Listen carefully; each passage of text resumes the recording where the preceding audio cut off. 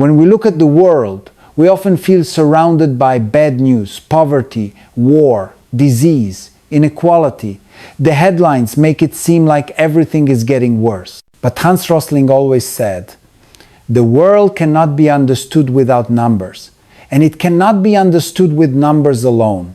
He believed that if we look at real data, not just emotions or fear, we will see that the world is not falling apart, it is getting better. That is what he called fact-based optimism. Hans Rosling spent his life trying to replace fear with understanding. He traveled the world showing people data in a way that was exciting and human. He used colorful bubbles and moving graphs not to impress but to open eyes. When people saw the facts, they were shocked. They realized that life expectancy has doubled in the last 100 years. Child mortality has dropped drastically. More girls go to school today than ever before in human history. These are not dreams or opinions, they are facts.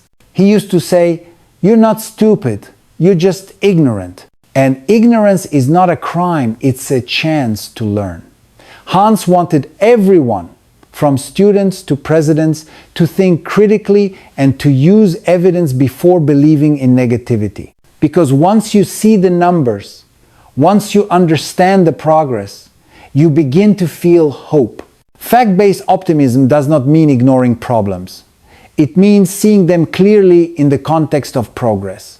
Yes, there are challenges, climate change, inequality, hunger, but humanity has already solved bigger problems before. We have eliminated smallpox, reduced extreme poverty by half, and built global networks of information and trade.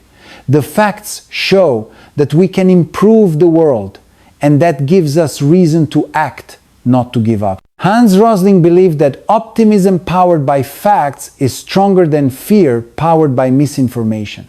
When you understand the data, you see that human beings are capable of compassion, creativity, and change.